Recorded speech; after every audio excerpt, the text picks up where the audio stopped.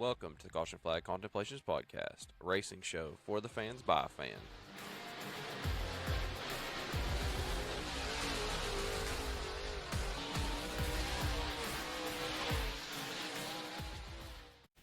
All right, welcome into this, the 43rd episode of the Caution Flag Contemplations podcast 2025 Revival Edition. Okay, we're back. It's been what, like about a 4 or 5 week break? Something like that. Time flies when you're having fun, you know what I'm saying? It's been a minute, but glad to be back on here. Had some stuff we had to wait out, didn't we, fellers? But before we get into all that, y'all doing all right? What y'all need to tell us about? What you got going on new in life?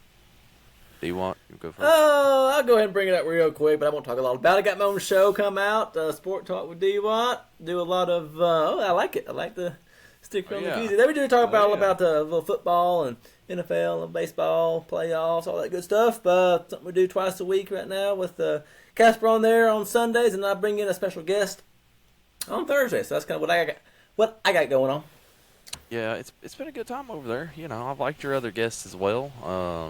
Glad I can be a part-time, full-time.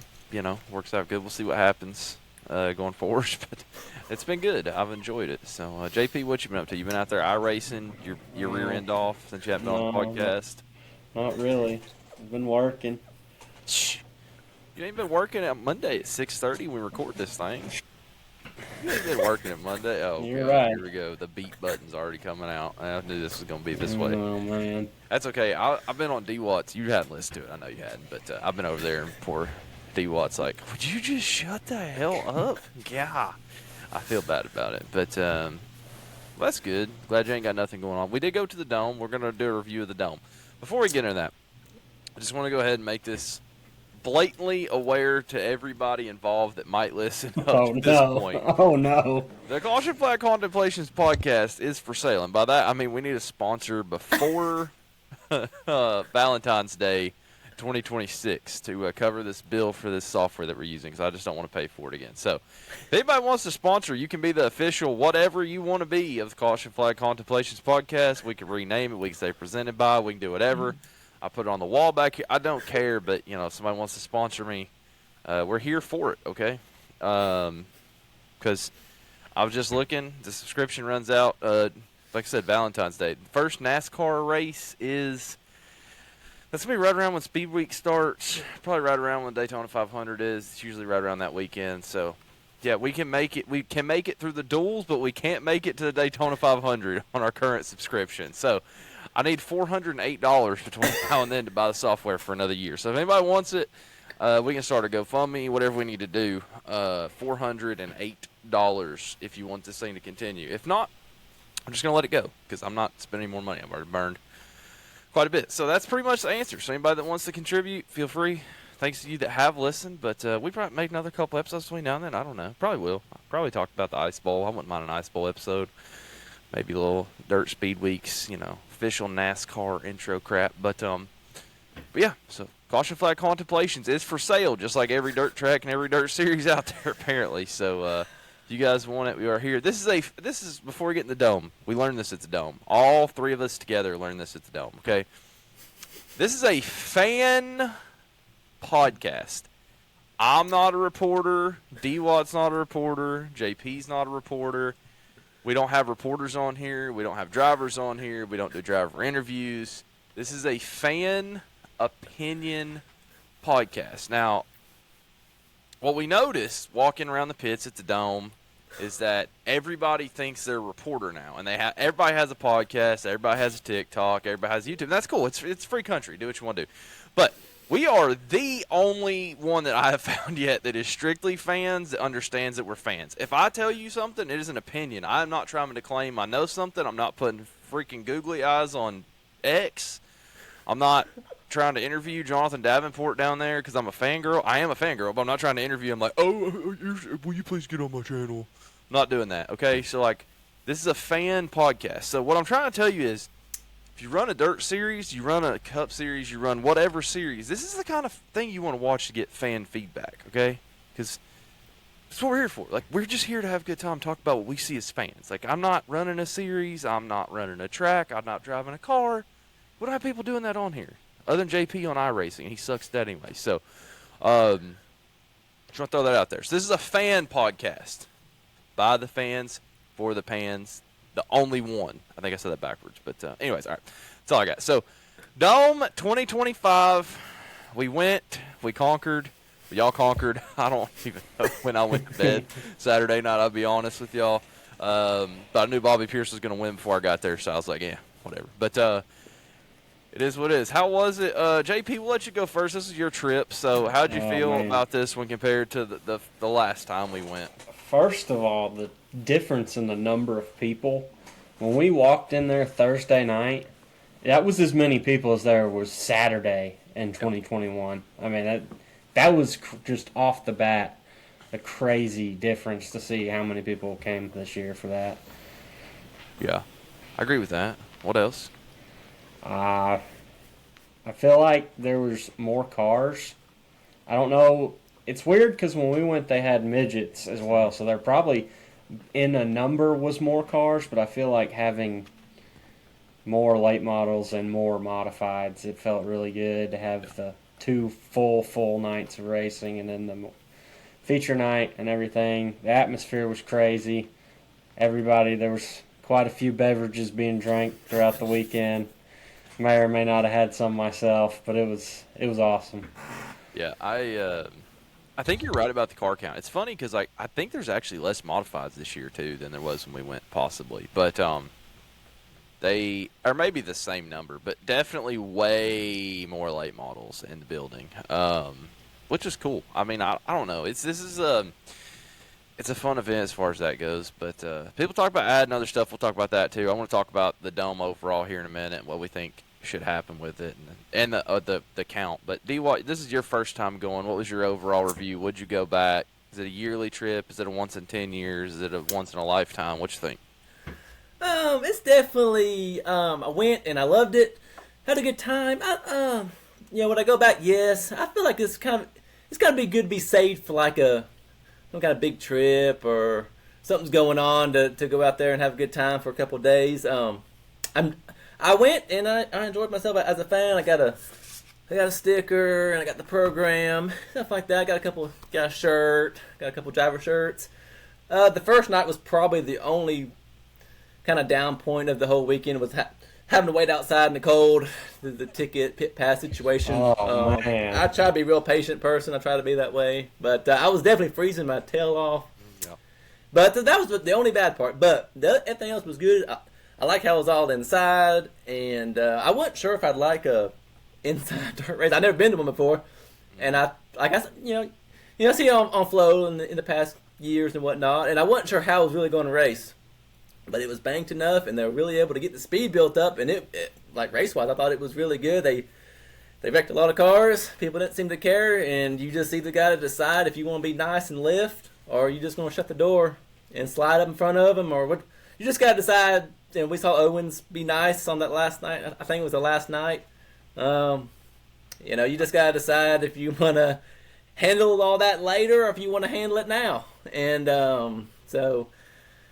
I liked how it was close to the hotel. We got to walk in, walk out, stuff like that. It was no driving on that. Yeah, no, it was nice to be able to park the truck. As you hear, there was no driving from anybody involved. Yeah, all the parties were able to walk. There was no driving, and we would park the truck at the parking lot there at the hotel, and it didn't move it all weekend. Went to the Arch, went to the Cardinals baseball park, went to a lot of different stuff there in the city. Got to walk to all that with the restaurants and whatnot. So that was really cool. I felt like it raced like any other racetrack in its own kind of way, and it was competitive. And if the guys got out front, then yeah, they kind of got away. A couple of drivers would get out front and kind of take off.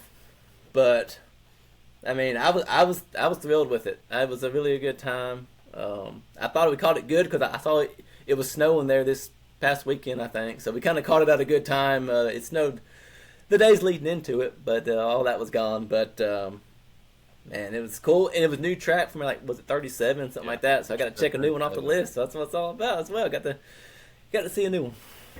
Yeah, I think overall, the the event just grows and grows and grows, and it's going to grow and grow and grow. And I think that there's going to be some pains with it. And I think y'all probably saw it probably on your social medias. People complaining about this race for some stupid reason, like complaining about guys having to pay for wrecked race cars and how this isn't racing and yada, yada, yada, and yada, yada, yada. Here's the deal. This is not a points race, right, JP? I know how you love points racing. This is like an all-star race for dirt, kind of. I mean, is it not? It is a little bit, but it's an all-star race, and, you know, the people bitching and complaining about the money. Well, buddy, it's no longer a $30,000 to win race. It was 70 this year. Didn't they announce next year it's going to be 100? Didn't they announce that? Probably on Saturday when I couldn't tell you. But that's kind of what I was thinking. I'm not 100% sure, but I feel like I remember that. Say that. It does sound familiar. So I think so. But like as this event keeps to grow, there's going to be some people that are going to go, oh, it's not that cool. And that's fine. Let them do their thing. But what we got to understand is it has changed from the first time we were there. And JP, I think you'll get this for sure. But like first time we were there, this was like regional guys. There really wasn't all the big names. You didn't have the Pierce, and I think when we went, like I don't even think Davenport went. There was like one or two, but like Tanner English was probably one of the better drivers there at that point in time when we went. RTJ was there. He was definitely better as far as that, but he was also pretty young in the late model at that point in time. I guess Nick Hoffman ran the late model when we went to, but that was before he really ran late models. That was when he was running that Scott Bloomquist car. That was one of the OG races for him, and I don't know. It's just turned into this big event that everybody shows up to, and like I think Kenny Wallace said it best. It's just a celebration of dirt racing. Like this is not the best racing you're going to see everywhere you go, right? It's not going to be the pinnacle of racing, like as far as on-track product. It's just not. It's quarter-mile track. They're going to race. They're going to beat, bang. They're going to have a good time. But here's what it is. It's like the Christmas party for this big old dirt racing family, right? Like that's kind of what it is, really. I was thinking about this as I went to a couple Christmas parties this weekend. And those Christmas parties are no different than what happened at the Dome. At the Dome, everybody that is a fan of dirt racing, nobody goes to the Dome and spends the amount of money it takes to go to the Dome if you're not an actual fan. Nobody is casually going to the Dome, right? Like, you're walking around the street, everybody's got gear when they get there, and everybody's got more gear when they leave. But it's just like all the diehard dirt people get together, celebrate the sport on one weekend, party, a lot of partying. I mean, I'm telling you, I would really like to know, like, how many drinks they sold in comparison to the entire Battlehawks football season in one week. It's got to be like quadruple. 3 days in a row, everybody just in there. So, I mean, it was it's a good time, and it's awesome to me how they got the vendors set up. You can buy all the T-shirts. One thing that I really like is that you can go around and buy T-shirts from guys you wouldn't always get an opportunity to. I got a Cade Loudy T-shirt, which he's from Tennessee, but like he don't have a merch trailer set up here at I-75 when he comes in races. I got a Ryan Unzicker shirt, which shirt I wanted to get from the first time we went. I got a Dan Ebert. Like I didn't buy a Davenport shirt. Like I bought other stuff while we were there, and that's cool about it to me. But like I said, it's just like the big end of the year party. Everybody gets together and blows it out, and it's a great time. So anybody with their negative stuff about working on deck panels, if you're worried about a deck panel blowing out, you probably don't want to. Like if you're worried about how much it's going to cost to put a new fender on it, and don't show up. But it's my comment on that, and I'm talking to the one individual that I have a T-shirt for. That's a fan / driver that won a B main one time. But anyways, here's the thing. Them guys working on them, I'm sure they don't love working on it when they do. But did you see how much they sold the body off them cars for up there when them cars went out? Dude, they had the panels up there $500 for a door panel. Like, how much was that door panel brand new? How much was that quarter panel that was $400? Like, Joyner took, he blew every single piece of metal panel off, except the deck. That was the only thing left. Anything with a sticker on it, they took up there and sold. Like, go make your money. Boo-boo, like, do your thing. Like, it is what it is. That's what it should be. We were walking through the pits that last day, and Tanner English had already not Tanner English. Was it Bronson? Turbo? Carson Ferguson. Carson Ferguson, yeah. They loaded it up, and they just had all the sheet metal just sitting out there in their little pit stall selling cash. And, like, okay, yeah, I know it's expensive to go. You went, you had a good time, have a good time. Like that's what I think is the coolest thing about the Dome. Is everybody from all over the country gets together in the middle of the country.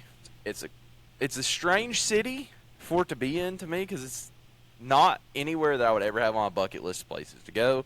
But that one weekend, it's awesome. You go in the hotel.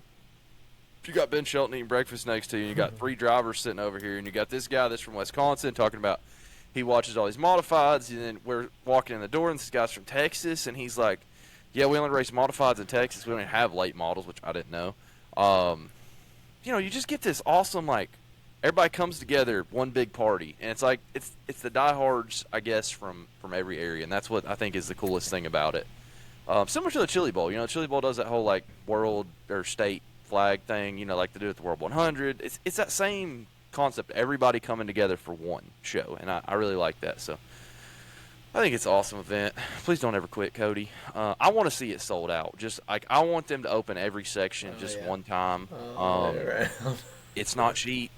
I don't know if they can do it. I don't know if there's that many fans out there, but by God, you see those fans in there, and it makes you think there's more of them out there. And this is, dirt racing, I feel like is a little bit of a growing sport. And I'm not trying to get way ahead of it, but as a fan, like, I know people now, they're like, yeah, no, I've seen some of that. It looks pretty interesting. Like, Carson Hocevar's out here riding the Dente, right, JP? I mean, JP's out here taking pictures of Hocevar in his car.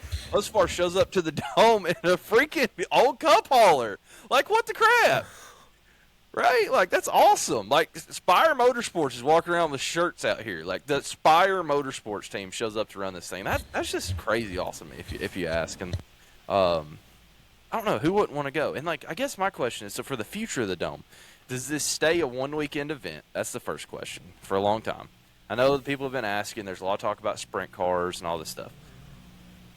You think this thing stays one weekend, or do you think that eventually they try to push this like 2 weekends or a full week maybe and bring in some other classes like sprint cars, like midgets? Like, do you do an open wheel weekend or something like that? I know JP doesn't like push and flip, so I'm just curious. Do you think that they ever upgrade, or do you think it stays the same? If they were going to try to add another division of cars, whether they do sprint cars and a stock car class and something along those, they would have to at least go to another weekend. Yeah. Or make it a full week show. Just because unless they started at 9 in the morning, like the Chili Bowl or something like that, and I don't think they would do that. No. But also the big thing about sprint cars there, I don't know that they'd have some rough time trying to get some insurance for that. Yeah. My opinion is sprint cars are a no-go. I just don't see how it's safe enough to do it in there. If they can make it work, that's fine. But, like, you can't bring a full 410 in there, right? Like, what do you need it for? There's no way. I mean, and then also, like you're talking about, get them airborne. Those fences ain't that strong. Well, they were a lot stronger this year than they have been in the past. But ask Mike Muller's fuel cell how strong they are. Yeah, no maximum destruction. Maximum dome destruction's fuel cell, okay? Yeah. Not Mike Marler. But, I mean, I don't know. It'd be cool.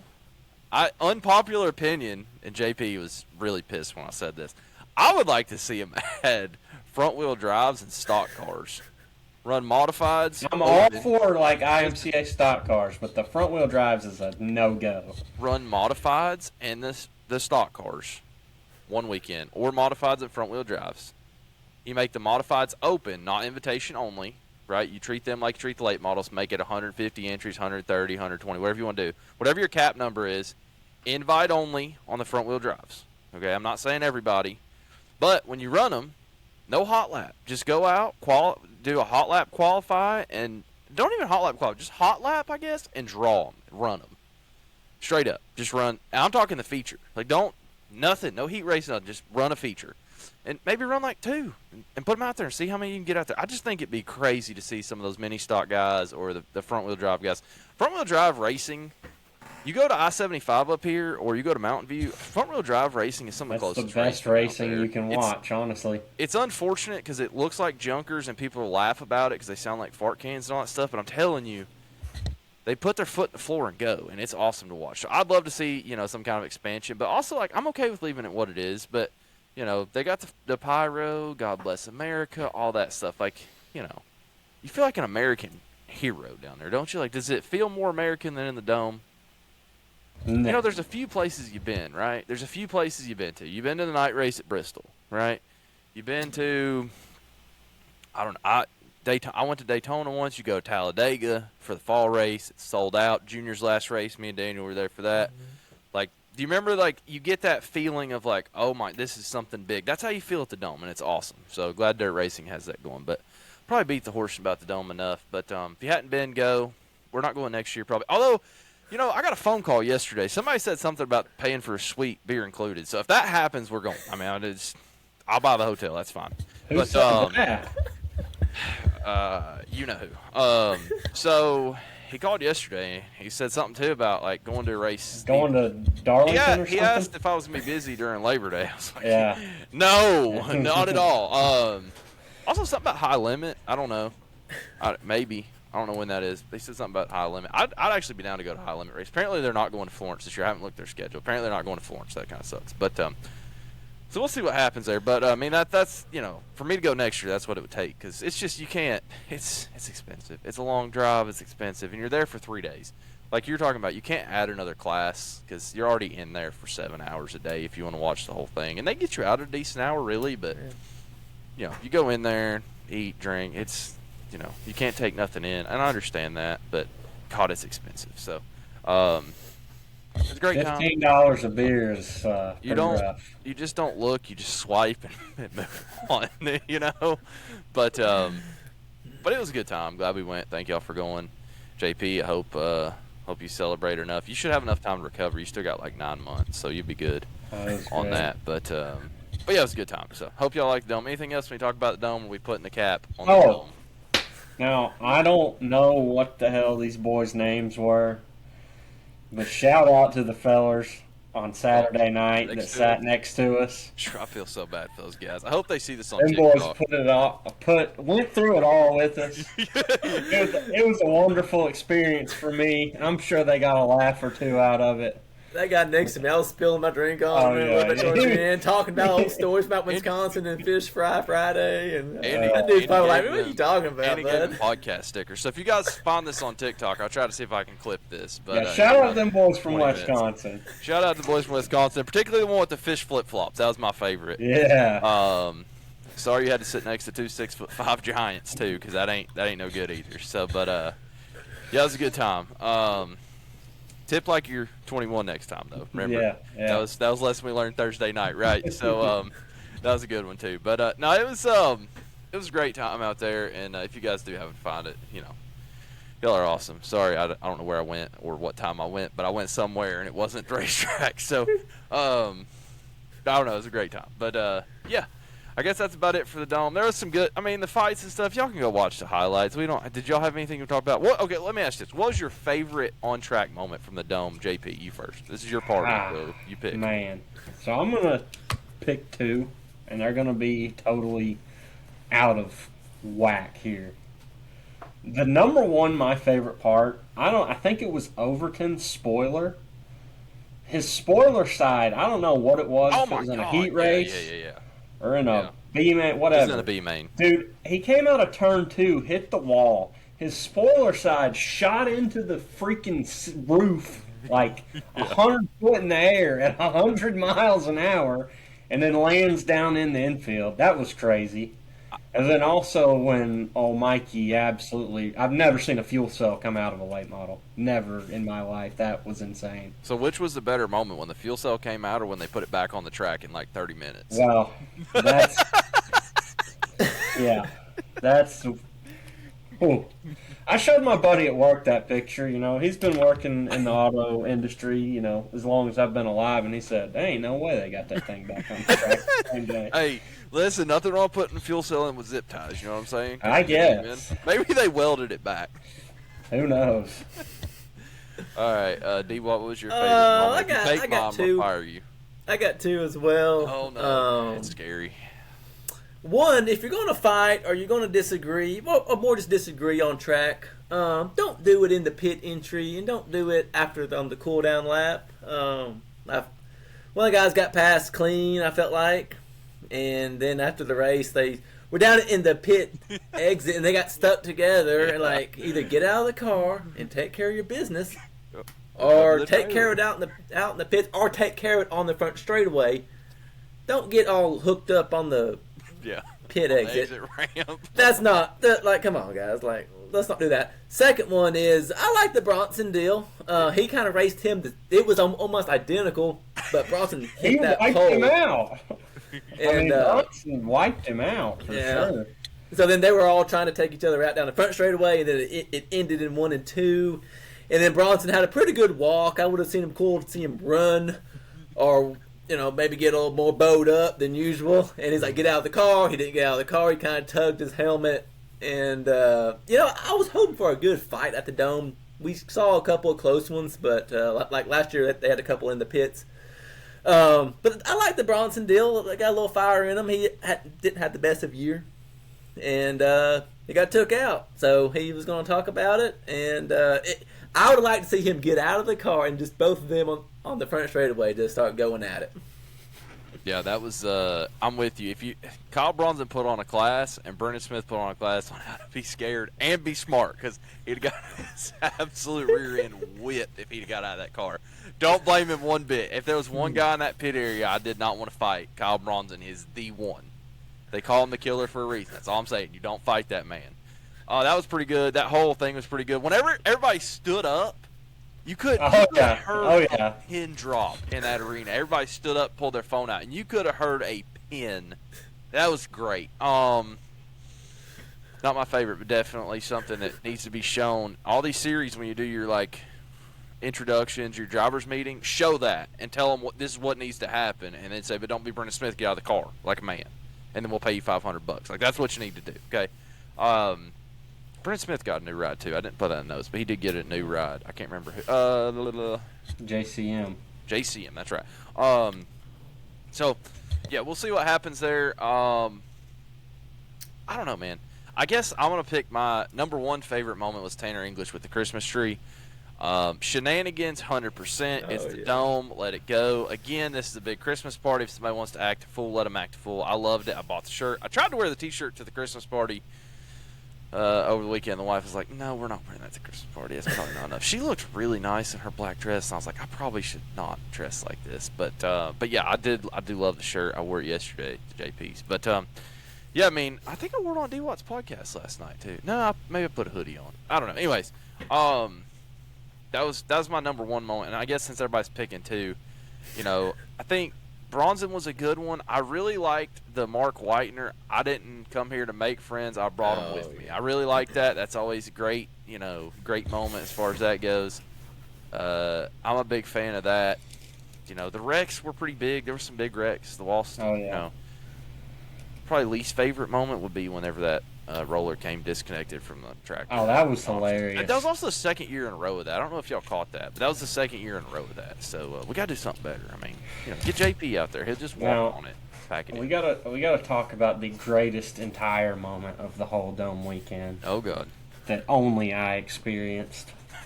I got to meet the GOAT, Carson Hocevar. That was top 3 moments of my life right there. Dude's a legend. He'll talk to anybody. It's pretty cool to get to meet him.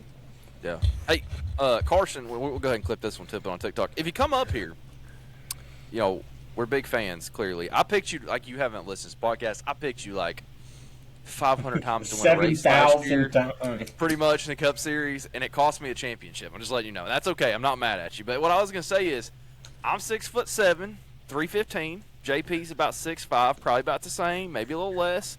When you come to Bristol, I know you're going to run over somebody. You give us a pit pass. We'll come down there and take care of business. No problem. Tennessee, Natural Born Security, I got you covered. No issues there. So just let us know. We'd be glad to do whatever we need to do. We eat chili. I eat chilies at least twice a week now because of the Dente. So, we'll be glad to handle that, whenever you come to Bristol, particularly spring and night race weekend. We know you like to run over people. We're a fan of it, and we'll be there to back you up if you need it. Just let us know.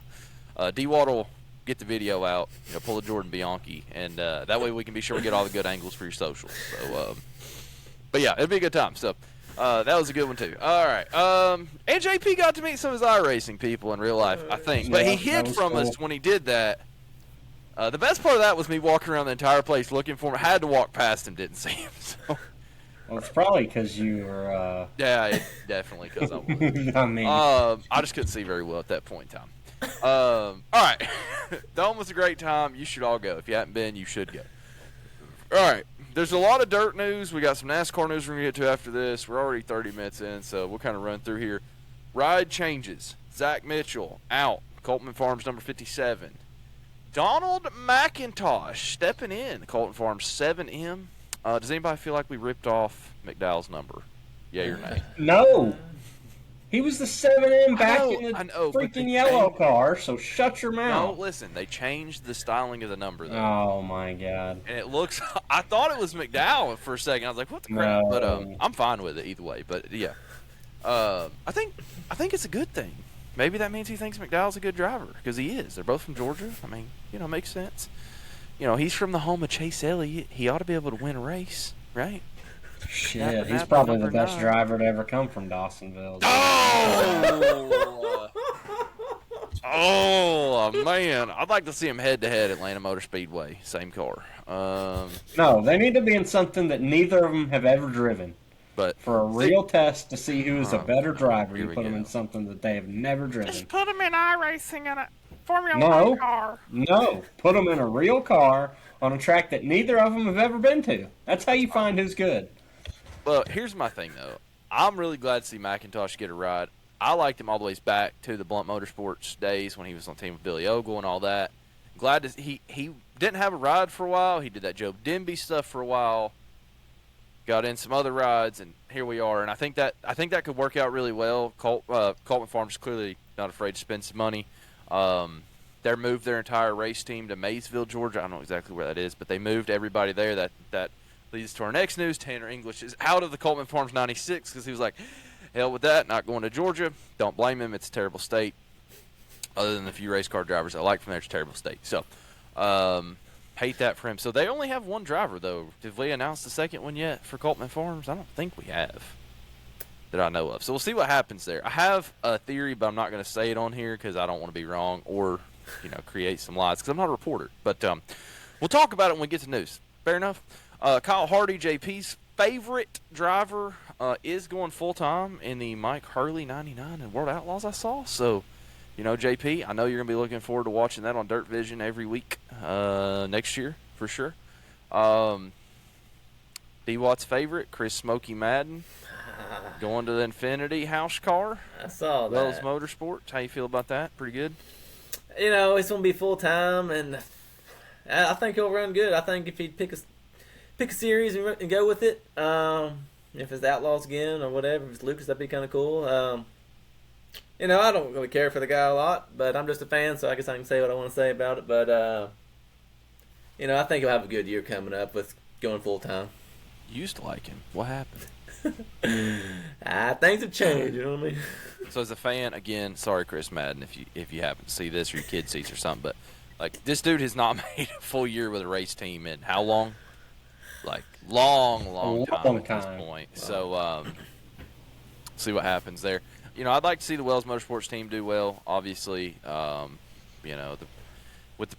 to the Brandon Overton thing, I really enjoyed that, and so we'll see what happens. Infinity Chassis.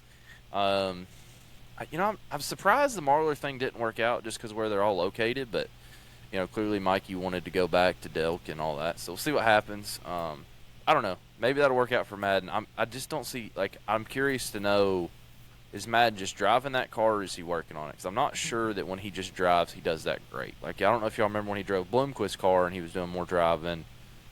It seemed like not all that hot. So I'm really curious to see what happens there. And if I was a betting man, I would say that he will not finish a national tour. He'll start one and drop off. That'd be my money, given the circumstances. As a fan, not a reporter, okay? Riggs, Motorsports, can't talk about this yet. Not going to be Longhorn House car. They're going to leave that. Brandon Overton staying with the team, but they're not going to be the Longhorn House car.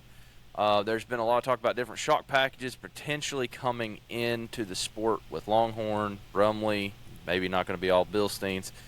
It's really funny to me. We go back to that moment that JD misspoke or whatever last year about some Penske shocks, and now they're still running Bilsteins, but that could change. Is it Allens? Is that the one that they're talking about? Maybe running some Longhorn stuff now. So just kind of curious to see where that ends up. You got any opinions on that, JP? I know you always got an opinion on some shocks. Buddy, there's so many. I don't even know. Who knows what the hell they're going to go to?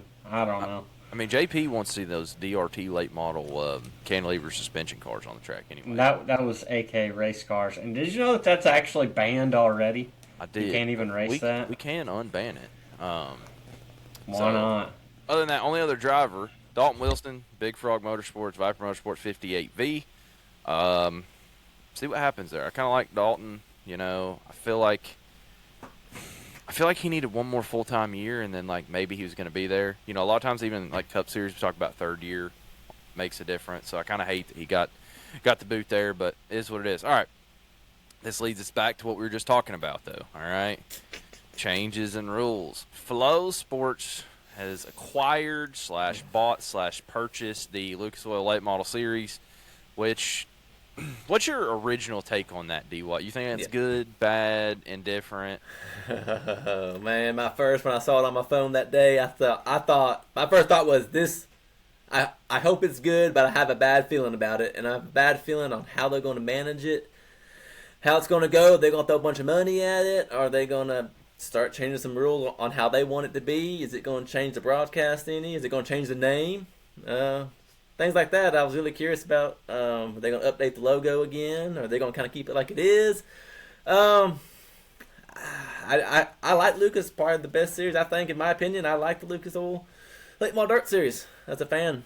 I like the schedule they have, and I like their playoff system they had. I thought it was good. Get 4 in there, even though the third guy, or the fourth guy, wasn't even an option really this year. But have 3 go at it, and the best driver sort of wins. I was a fan of the point system they had, and I'm all about change and trying something different. They kind of had the same system for a couple of years, it seemed like, and with other series and maybe NASCAR and whatnot changing their points, it's almost like they just kind of follow what they do a little bit. But we'll see. I mean, that was my initial thought was, oh boy, what's going to happen now? Yeah. Also, big news, they were on Prime. They're on Prime. They have a channel on Prime Video now, which is fairly big news, too. JP, what was your initial thoughts on the Flo, Lucas? I will say this just to start. One of my favorite series to watch is the Flo Racing Night in America, Late Model Night in America, whatever the hell that series is called. It's a great series. And usually, it's in the middle of the week or something, and they have all the guys show up, whatever. Here's my hope, what they do. Get rid of Lucas after a year or so. Make it the Flow Series. Make it so valuable that nobody else wants to run that stupid World Outlaws bullcrap. Get rid of having 2 series. Let's go to 1. Let's make it NASCAR on dirt, baby. 1 place for all the races. Full season points like it should be, because racing is not a team sport like that. That's how championships should be won in racing. The whole year matters, not just 3 damn weeks out of the year. Not 1 race decides your championship. It's going to good racing.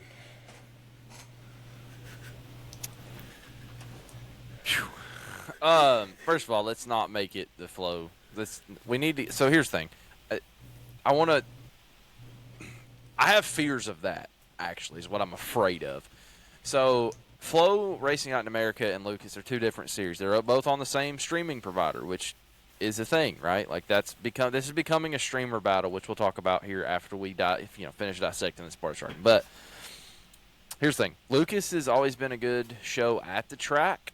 It has always been good for racetracks. I feel like there's always had good crowds. It's always been a good show at the racetrack. What I'm a little bit worried about is that they hurt the at-track package for a fan that wants to go buy a ticket. That's my concern. I was basically didn't really care. I didn't think a whole lot was going to change. I watched the interview with Schwally, Rigsby, and they're up there at PRI, and they're like, yeah, no, nothing's going to change other than the USDOT numbers on the door and the name on the paycheck. I was like, perfect. Leave it how it is. I like it. That's fine. I understand Flow wanting to buy it. This is their most valuable asset, honestly, for streaming.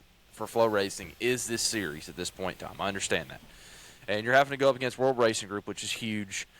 Got their hand in racetracks, got their hand in different series, and like they're trying to build something there. Obviously, Flow has NASCAR a little bit, kind of like you're talking about. They are influenced by NASCAR. To say they're not would be ignorant. I think eventually their goal is to partner with or have a NASCAR series on Flow. They already have 2031 when the NASCAR media deal goes under.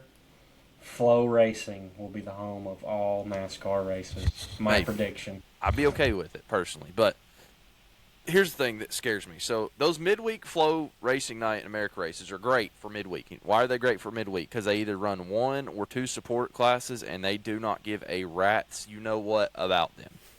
They put their show on the track. They make it happen. They kick the rest of the stuff out of the way. Okay, that's great for midweek show when I got to go to work at 5 o'clock in the morning on Thursday and they're doing this Wednesday night, or I got to go to work at 5 o'clock in the morning on Wednesday. They're doing it Tuesday night. That's perfect. I love it. Don't mess with that. Leave that alone. What I don't want to see is Lucas not go to these tracks and give other classes at the track a chance to shine. Now I know a lot of times Lucas has only got 2 other classes or 3 other classes.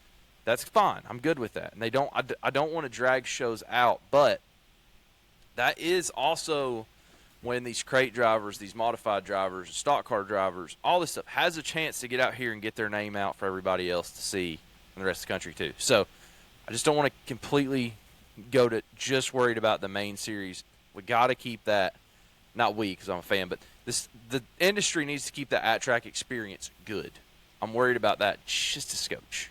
Is that fair? Yeah. D-Watt, you feel what I'm saying? JP, yeah. No, but do you a little bit? I do. Yeah, I do. Okay. I'd be curious, if it's going to change. Are they going to be pushing it more for the TV stuff? Or are they going to be keeping the at-track, TV stuff picked up and the sponsorships and how all that's going to work? I'll be curious how it shakes out. I hope it don't get messy. Yeah. I don't think the logo is changing. From what they said in the interview, the logo's not going to change. It's still going to be Lucas Oil Series. Okay. Presented by Flow, but it's going to be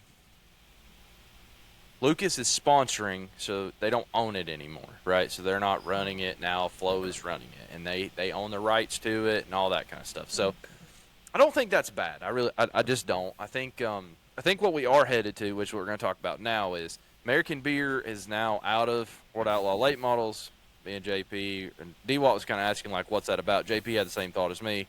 Hulk Hogan's dead. That was his beer company. They're essentially probably going to disappear like Rowdy energy drinks or whatever, right? Like, it's probably what's going to happen. Probably going to get sold and go away. I never found any of that beer either, by the way. I tried multiple times. Never could find it. But so what we're headed to, though, is this Lucas and World Outlaws battle right here. Oh, yeah. Like, we're here now. Like, this has been coming down the tracks from out here, and we've just been easing. And I think all this brings us to this year is going to be the contact point, in my opinion, on how this goes. What guys decide to run what? They're not doing this stuff this year where you can run both series in February. You have to pick before because they're scheduled same weekend, right off the rip. You can't do that thing where you run both of them through March. Like, they're not doing that this year. And I think that was a decision by both of them together to schedule on top of each other like that because they want these guys to commit. Because the truth is they don't want the back and forth, right? Now, the interesting thing to me, and you guys can tell me if I'm wrong, but I see 2 different approaches. I see Dirt Vision World Racing Group take the approach of we're just not even going to acknowledge Lucas Oil Dirt Series. When they come on there, they don't say Lucas Oil champion, Lucas Oil race winner last weekend, nothing. They just completely ignore all that stuff. Whereas Flow takes the We Love Dirt Racing side of it, and they say, Bobby Pierce, your World Outlaws points champion, or your World Outlaws points leader, right? And that's 2 different mentalities. And I just wonder, like, what is going to be the outcome? And do you feel like this year is going to be the battle of these 2, or do you think they're going to last together for a couple years? Like, what's your opinions on that, I guess? I say it's going to be a battle.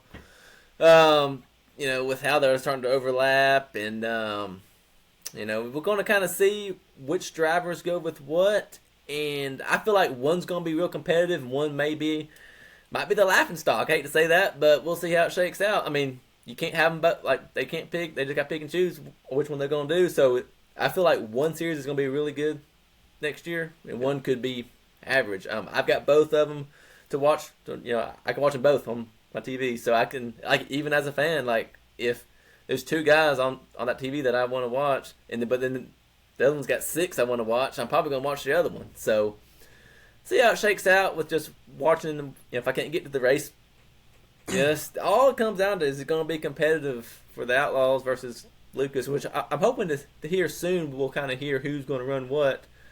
Different names is what that's the news I really like to hear as a fan, is to see what driver, if I pull for that certain guy, is he going to go Lucas or is he going to go Outlaws? I think, you're right. I think at the end of the day, some of these guys that are lower down the totem pole are waiting to see what happens. And at the end of the day, World Outlaw is going to pay Bobby what they got to pay him, probably to keep him. And they're also going to pay Davenport, and they're going to pay Hudson, SSI. Like, they're going to keep theirs, right? And people will argue with this. This could be an extremely contentious point on TikTok. My opinion, Lucas, if you take the top 10 cars, their top 10 cars are better than top 10 cars in World Outlaws last year. I mean, is that y'all? You agree, disagree? 100%. Like, top to bottom. I'm not saying Bobby wasn't better than Ricky. I'm not saying that, but I'm saying that 7th place versus 7th place, I'm taking Lucas. 8th place versus 8th place, I'm taking Lucas. If that makes sense. So, it's going to come down to the payouts, I think. So we'll see what happens. It's also interesting. I think it's Muskegum County added that when we were there at the Dome. They announced that head-to-head type race, like Outlaw versus Lucas Oil. And it's like we still don't even know who's running what and what that's going to mean. So I'm curious to see how that goes. Definitely interested to watch that. And, who gets the TV coverage for that, I think, is going to also be a large battle at the end of the day. Like, are they going to give it to Dirt, Vision, and Flow? Like, at the same event? Like, what are they going to do? And then where does all that stand? And I don't want to see either of those companies fails. They both put a lot in. That's the hard part. But I feel like this is headed towards the kart and IndyCar, and, like, one of them is going to make it and one of them is not. And that's within the next 3 years. I got one for you. I think they should do this starting maybe the next year, following this next year, is have it like twice a year. Have like a spring and have like a fall, and have these two come together at least twice a year, if not maybe more. But I like two, and let those drivers compete, and then see how it shakes out. I guess the only other option for peace that I see between the two is to say we're not going to schedule on top of each other, and they would have to work together, and then there would have to be racing literally 50 weeks a year, like 50 weekends. And I just don't see that happening, really, because if you do 50, you say 25 weekends a pop. Like, that's, if you run 2 races a weekend, that's 50 races. That's pretty much what they're trying to put on the schedule, each of them, right? So it's hard to do that. But, yeah, I'm with you. I do like to see them come together for the big events, but I don't know. Maybe we could do something. They can work something out where one of them gets the quote-unquote crown jewels and the other one gets the other stuff. I don't know. I don't know what it's going to be, but I'm afraid it's going to get ugly. Possibly eventually even turn into a legal battle and suing people over track rights. And I think part of this is going to be trying to buy the rights. We've seen that recently. Yeah, we're going to get to that here shortly. Wasn't that a nice segue? That was good. I think part of this is going to get to buying track rights for weekly racing, to lock other people out, like NASCAR did, to lock anybody else out of every track that they race at. Same thing, like we're about to talk about here in a minute. But I don't know. I'm a little hesitant to see how that goes this year between World Outlaws and Lucas. Hopefully they can work it out. Hopefully they can be competitive. But at the end of the day, as a race fan, I don't know about y'all, but I want to see the best race the best. I want to see Davenport versus Pierce every weekend. I want to see Davenport versus O'Neill. I want to see Davenport versus Braun. Like, I want them to all show up the same track every weekend. That's what I want. So maybe they can figure out a way where one of them's the Xfinity Series running pro late models or so. I have no idea, but I just don't know what the future is. Or maybe eventually this turns into, and this is the sprint car part, which we never talk about here because we're not sprint car fans, but you got this high limit versus World Outlaws thing. Maybe eventually one of them gets the sprint cars, one of them gets the late models. I don't know what happens, but it's a wreck, and it's going to get ugly. And the fact this NASCAR thing that we're about to talk about settled will have some effect, whereas, honestly, these series were looking for a ruling so that there would be case law established to figure out their own crap, if that makes sense. So, the fact that NASCAR things settle without any rulings have to be made kind of leaves this, in my opinion, open to a worse spot, and they're not rich. They can't afford lawyers like Michael Jordan in NASCAR. So, I guess that's about it for Dirt. We'll see what happens. February's coming. I like that we have a break right here. Ice Bowl's coming up. They did that thing last year in December. They call it like the Santa Showdown or something like that.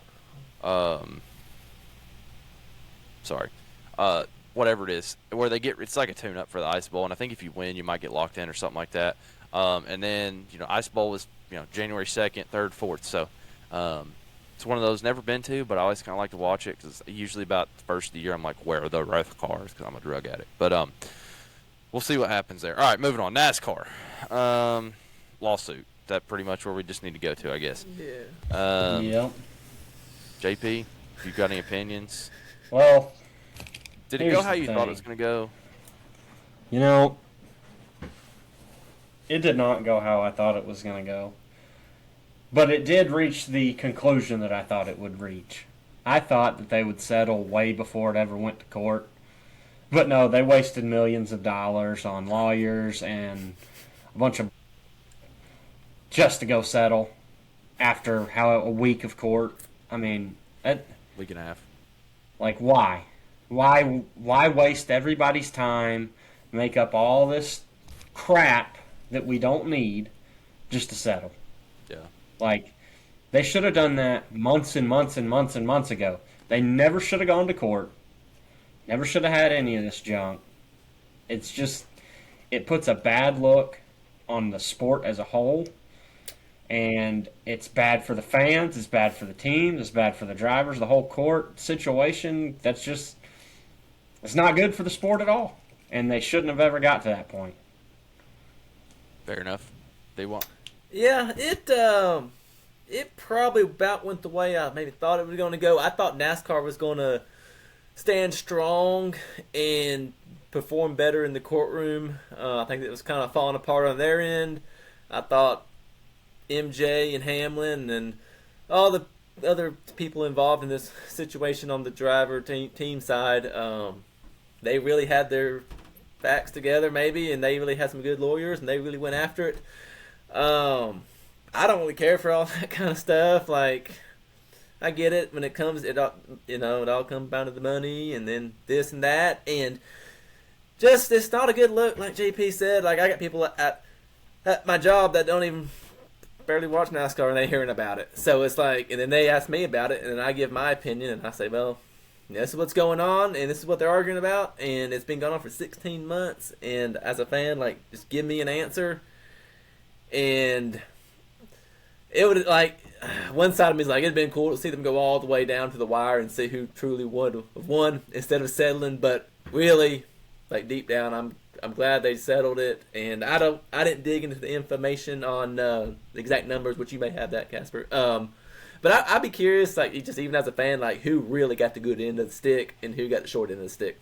Well, yeah, those are good points. I agree. I like JP's take. So I just want to point out in JP's conversation, they say they. So they is NASCAR. Just remember that. In a settlement, somebody loses. When you go to divorce court and you settle, somebody wins, somebody loses. Usually, it's not. I mean, it's closer to even than it was going to be, but somebody still lost, right? So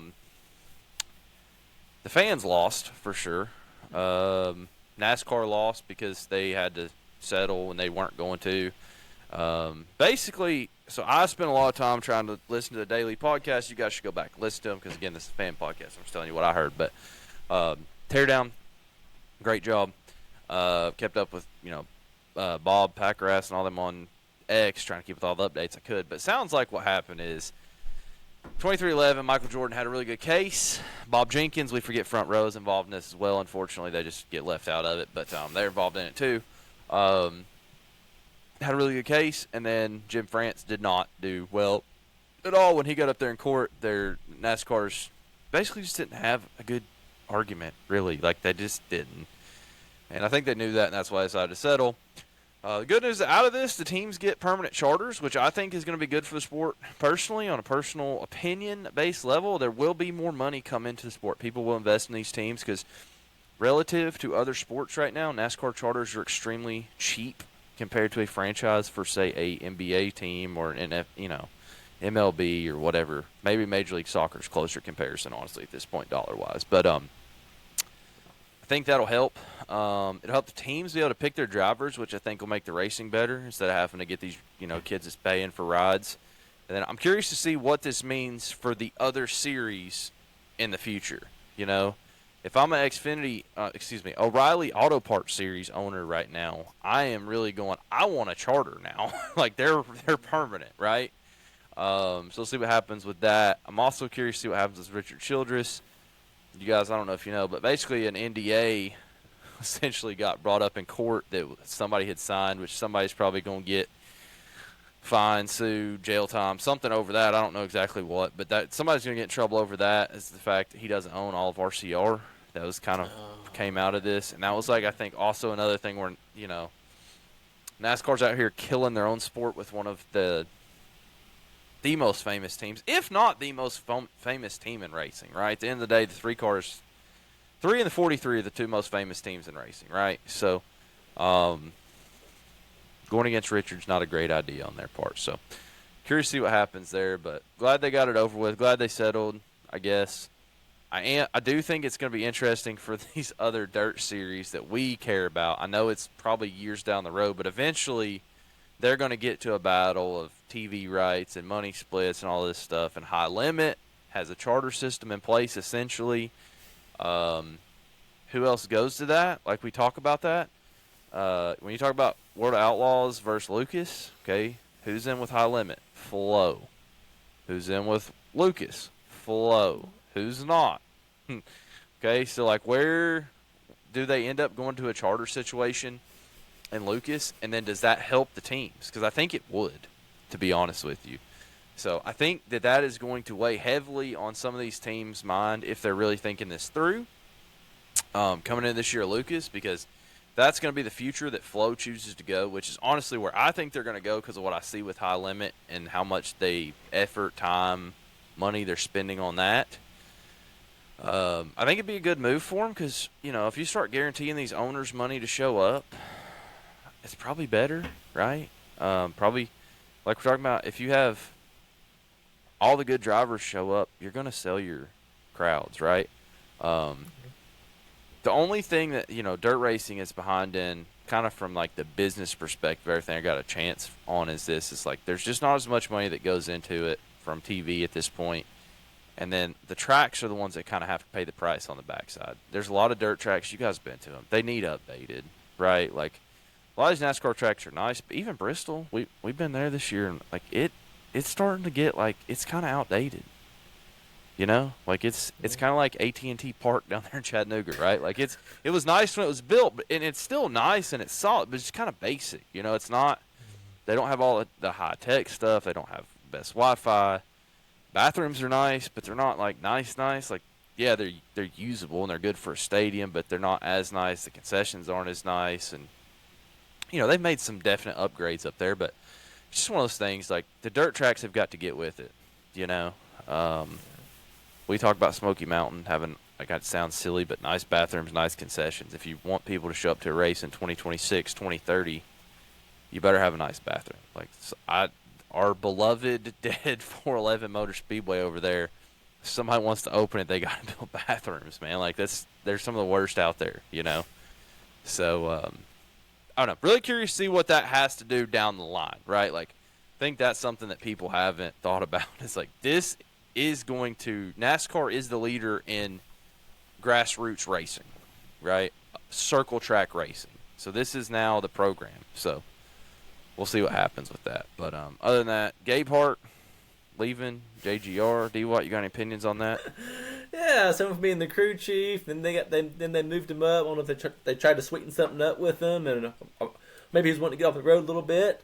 And then when I saw that news a while back, I was like, whoa, I didn't I thought once you move up from a crew chief to the next level within the team, they stay usually, and you move up to even the next level.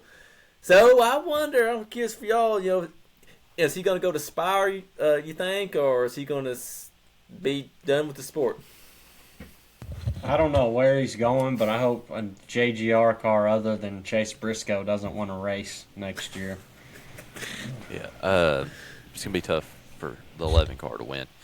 It'll be tough in Tech every week. Yeah, I mean, I don't know. The crazy thing to me, it sounds like this is the Ty Gibbs issue, and Ty Gibbs is the future of JGR. And 11 out of 18 original charter teams or whatever it was have shut the doors. So, whatever. It's a high number. I don't think that's the right number. It's a high number. So, what is the future of JGR with Ty Gibbs at the helm, running people like Gabe Hart out? That's pretty much again, this is a rumor. I'm not a reporter. I'm just telling you what I've read on the internet. Okay, and everything on the internet's not true. So you do what you want to do with it. But that's what everybody's reading. You guys, if you're listening to this, you probably read that. So, see, the Spire thing that's interesting is they hired Rodney Childers, who is a comparable figure. He only made it like 7 races last year, and they let him go. So, They talk about Spire, but like, is that really a good option for Gabe Hart and stuff like that? I'm really curious to see what happens there. I wouldn't be surprised personally if Gabe Hart ends up at 23-11 now this lawsuit's over. That's actually kind of my thing. Him and Hamlin got along, and maybe even eventually Hamlin ends up running his own car over there at 23-11. I know he's contracted for this year with Gibbs, but what about the future? So we'll see what happens there. Other than that, there's not a whole lot of other NASCAR stuff because everything's kind of out. The silly season stuff was over long ago. What you got? Here's the biggest thing that I've seen about the 2026 NASCAR season so far. Whoever Hendrick Motorsports is hiring to design their effing race cars, I do it for free. I make iRacing cars that look better than some of the ones that I've seen. Like, holy shit. The Chase Elliott wrap and then the damn William Byron HP wrap that's just a white car with the HP sticker on it. Well, he sucks anyway, so no big deal. They need to fire somebody's ass. Get a better damn designer, please, for the love of God.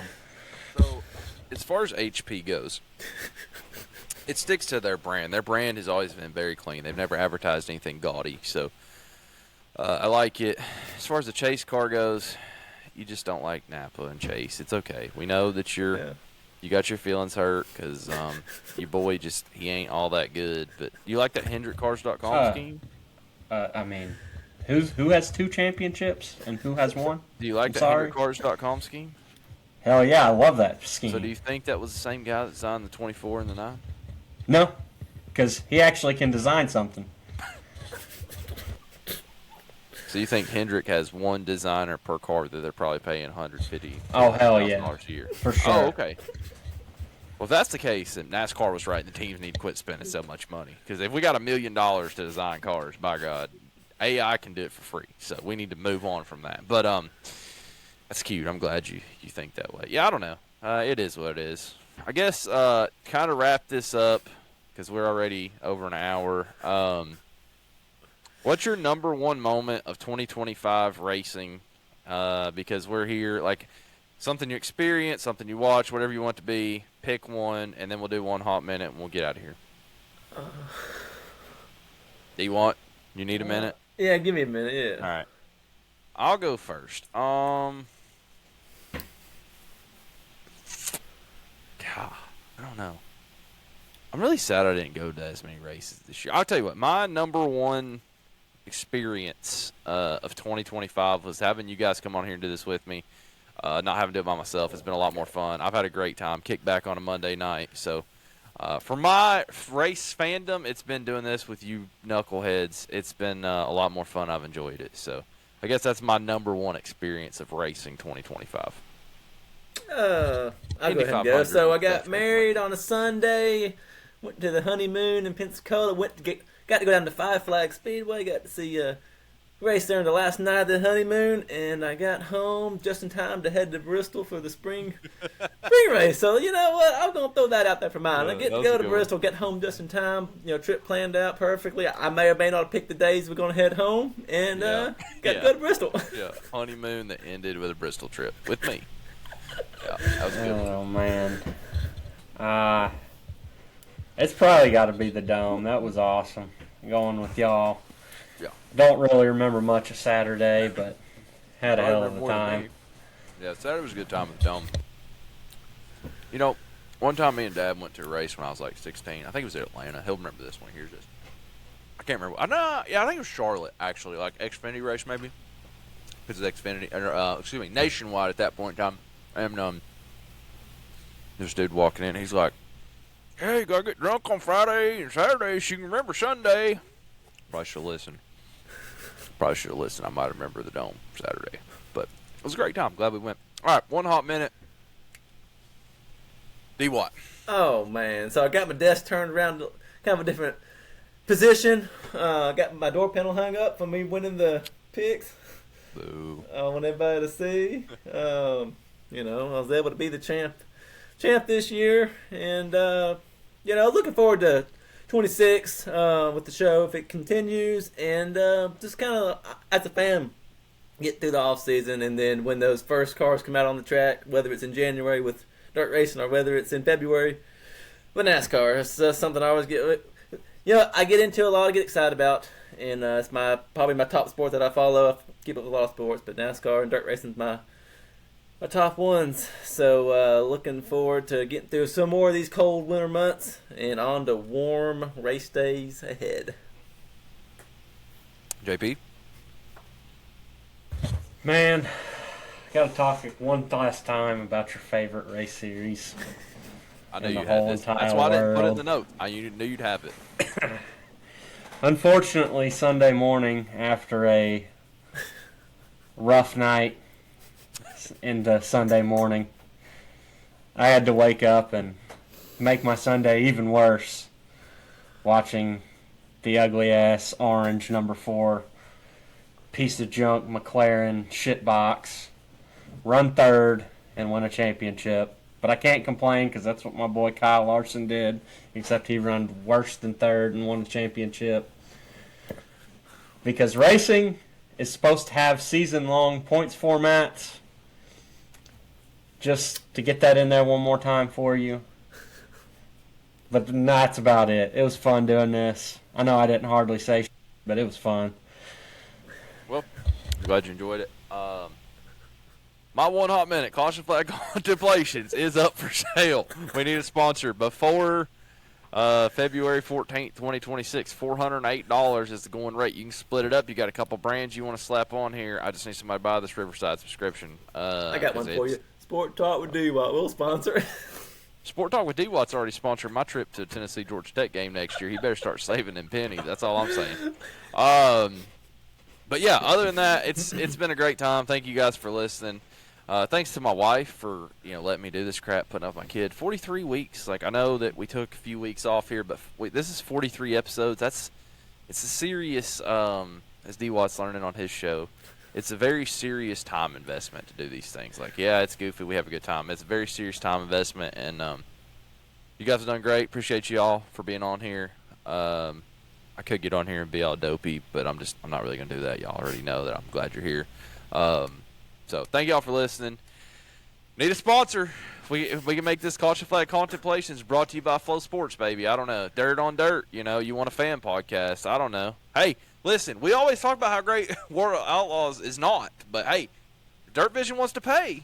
I mean, Lucas sucks. I can say it. I can be bought. I don't know about y'all, but I can be bought. So, other than that, thank y'all for listening. Have a Merry Christmas. I don't think we'll make a pre-Christmas episode. We'll look for a pre-Daytona Clash, something like that. Ice Bowl talk, something like that. We'll come back probably around January. But y'all have a Merry Christmas. Thank you for listening. Enjoy our crap. Go watch the laughing video on TikTok. That was the funniest. I was just sitting here watching us laughing. It also said I say always and anyways too much. So I'm curious how many times I said that in this show. But we'll see. Thank y'all for listening. Thank y'all for going to the Dome. And with that, hammer down.